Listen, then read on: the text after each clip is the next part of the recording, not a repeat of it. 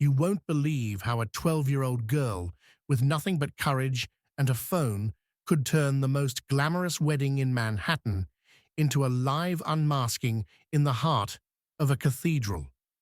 At St. James, under soaring marble columns, the hush was absolute, until Sophie Davis, in her plain public school uniform, walked down the aisle and said three words that shattered everything.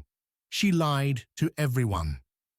In that moment, the bride's perfect poise cracked.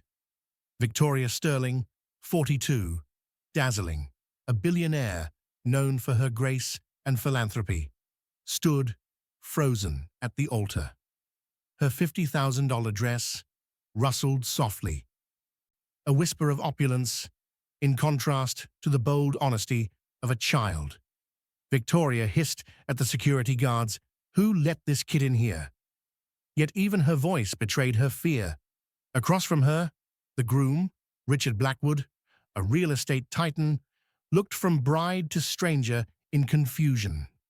Sophie shouldn't have been there.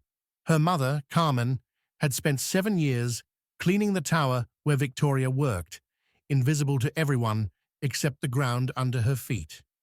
Sophie only knew that world through tales of cracked hands and late nights. But today, something had changed. The dream wedding was about to collapse. Sophie inhaled, the memory of her mother's tears fueling her resolve.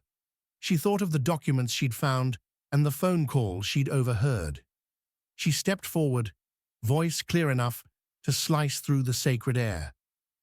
"I know who you really are, Mrs. Sterling." A ripple moved through the guests.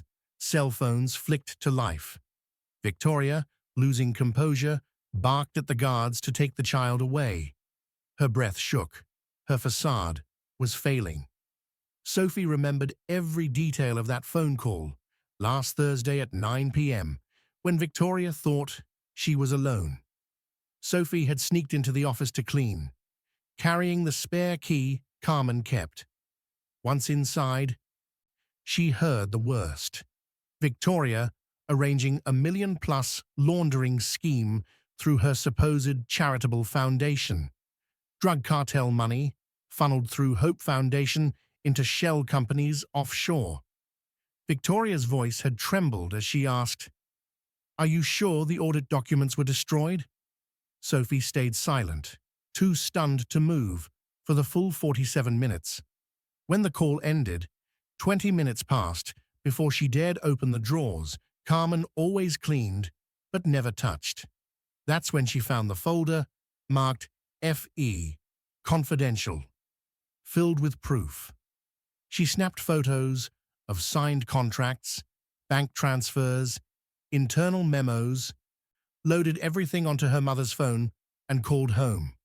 Her voice message to Carmen launched the entire avalanche. Now, at the altar, she reminded everyone of the call. Victoria's face went pale. The hush turned to a murmur. Sophie declared, "I have recordings and photos." She held up the phone, trembling. Not with fear, but with justice. Whispers spread through the marble rows. Victoria tried to regain control, calling Sophie disturbed, Carmen unstable. She claimed Carmen had been fired for theft and was using her daughter to extort. It was exactly the narrative high society would believe: poor, desperate, dangerous. But Sophie shook her head.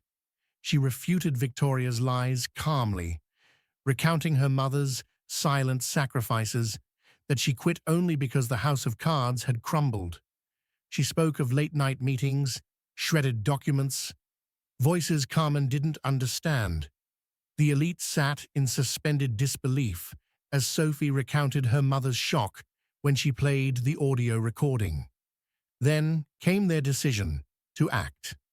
On Friday, Carmen had marched into the office of investigative reporter James Mitchell, played the recording, showed the photos. Within days, Mitchell confirmed the facts.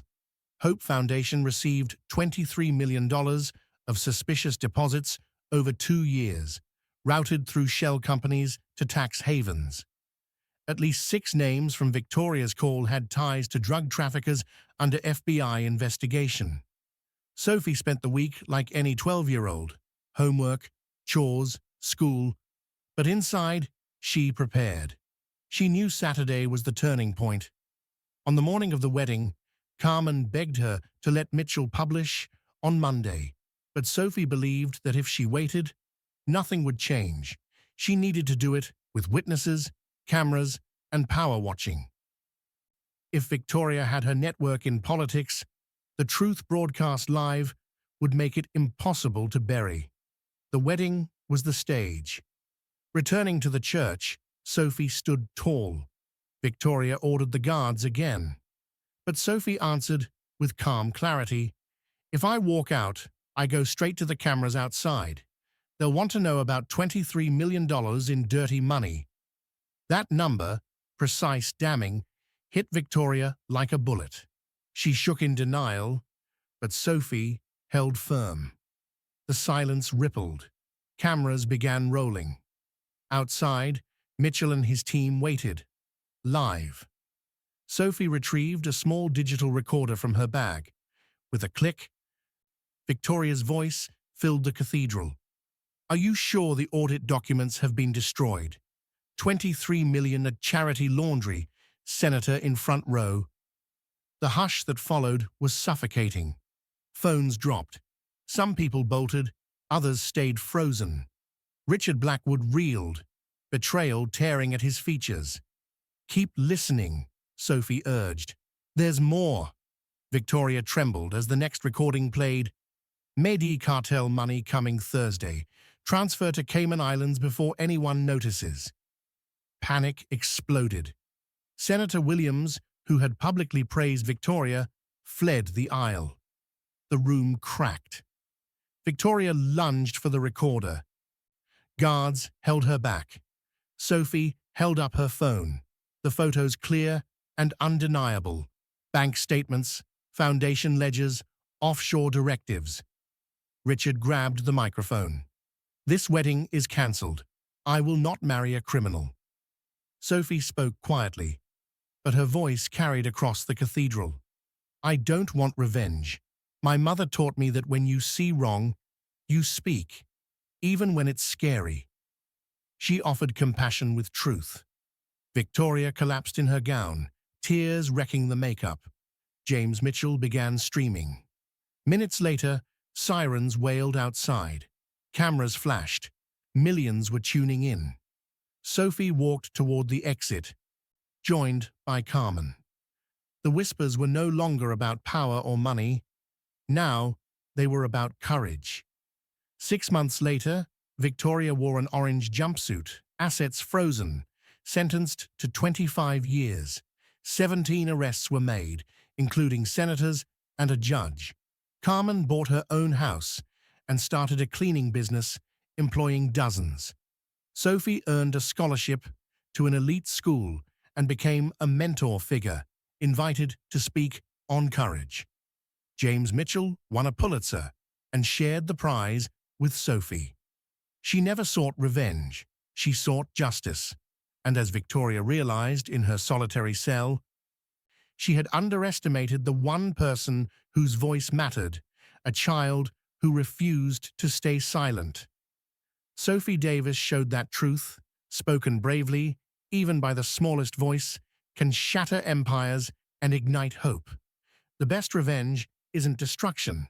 It's building something so lasting and just that it outshines those who judged you invisible. Sophie did that,